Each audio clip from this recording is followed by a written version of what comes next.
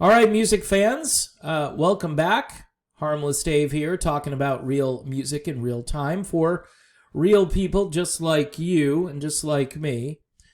The differing reactions to the passing of Eddie Van Halen between David Lee Roth and kind of the rest of the rock community, especially considering the way Sammy Hagar and Michael Anthony reacted. Just was something I was observing, because that's what I do here on the channel.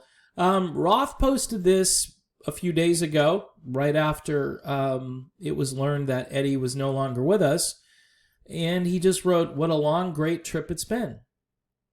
Now, for a guy who is typically guilty of diarrhea of the mouth, it seemed to me that this was kind of short and sweet. A beautiful photograph of the two of them together, which obviously is cool. And I think on his Twitter page, on the header part of the page, he changed it to a picture of himself and Eddie. But, I mean, as far as reactions, maybe there'll be an interview that comes along where Dave kind of pours out his heart a bit. But Sammy and Michael, they were wearing it right on their sleeves, as was most of the rock community.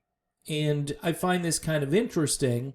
In the last days of Van Halen, where Dave and Ed were together, it seemed as though Ed was trying to be Dave's friend, and Dave didn't want to have anything to do with it, which is kind of weird. But it is what it is. It's just a different perspective. Now, Dave's songwriting is different from Sammy Hagar's. Dave is the nonstop party. He is the guy whose glass is half full. And I think Sammy is a bit more of a realist. Probably the same with Michael Anthony.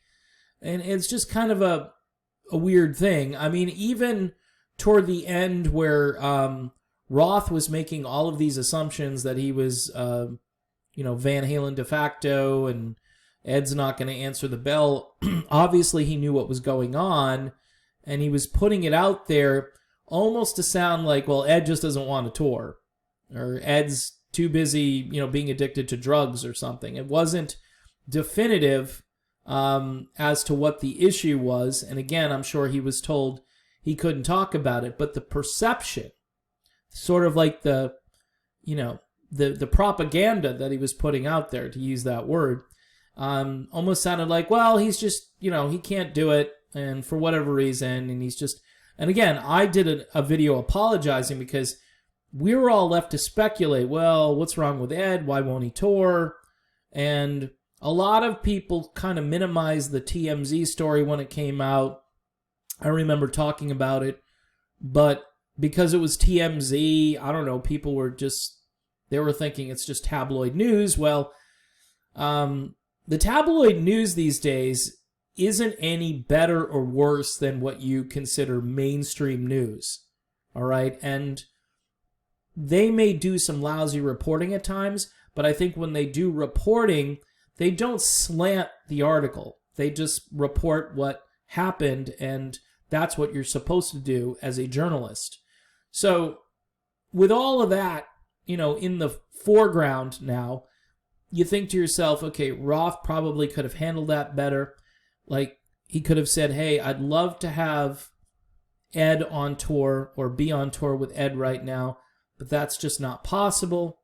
I wish Ed the best, not, gee, he can't answer the bell and I'm Van Halen de facto. And I've heard some rumors, and these are crazy, stupid rumors, and probably in certain Facebook groups and so forth, and that's where most of this stuff comes from.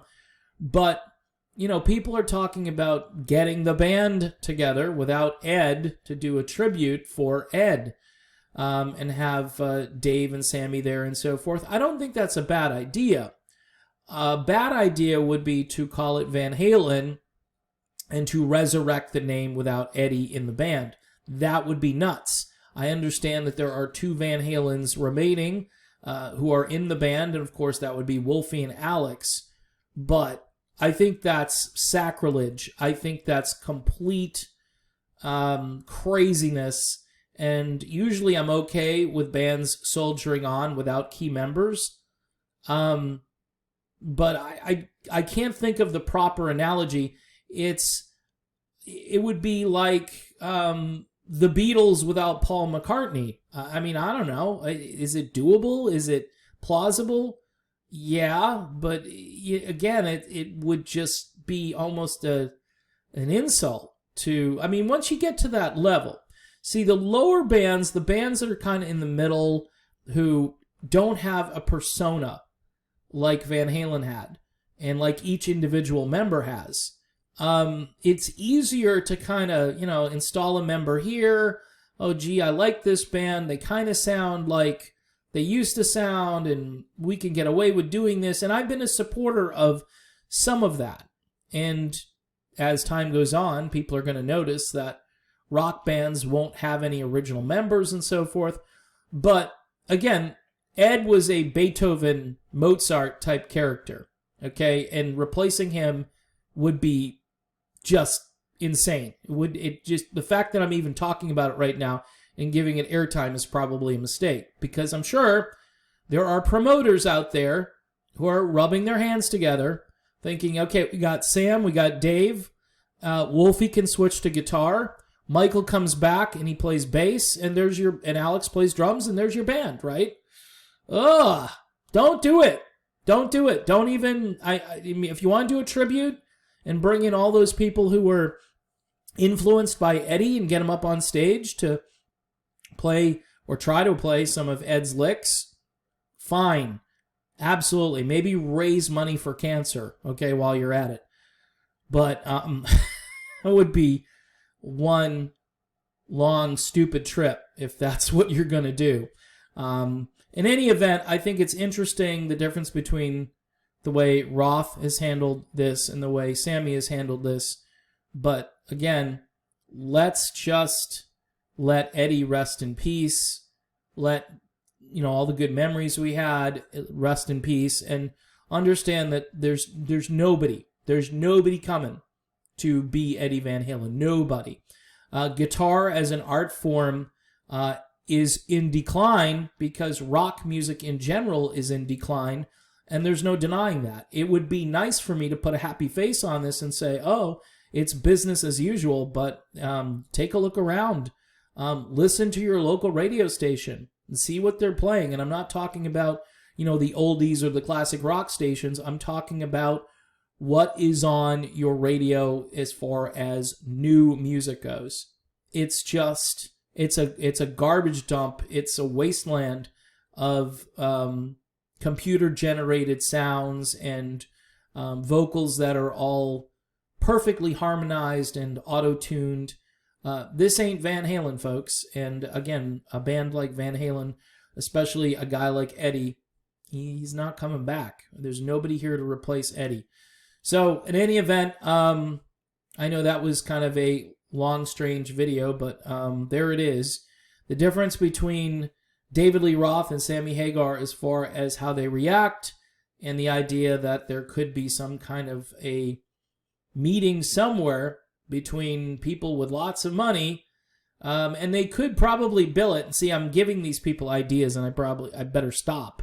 But like an Irving Azoff could call it Van Halen, the Eddie Van Halen tribute tour.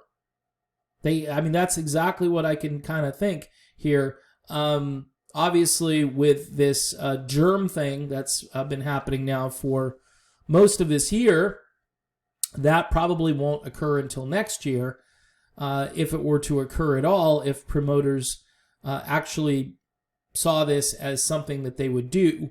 Would Alex and Wolfie agree to it? I doubt it. It would just be... I just can't imagine it. I mean, again, a one-off gig, or maybe a couple of gigs, whatever, and if you raised money for cancer and cancer awareness, yeah, I could see that. But, a band putting together music and going out on tour and so forth, no. Don't do it, guys. Don't do it. All right, I'm done. Thanks for watching. Don't forget to subscribe if you haven't already done that. Hit the bell for notifications. And yes, you can join me on Patreon for the conversation for just $1 a month. If you'd like to give more, that's up to you. It helps support me and this channel. I appreciate what everybody does each and every day, just watching the videos and sitting through the commercials. That's very helpful. Thanks again, and I'll talk to you soon.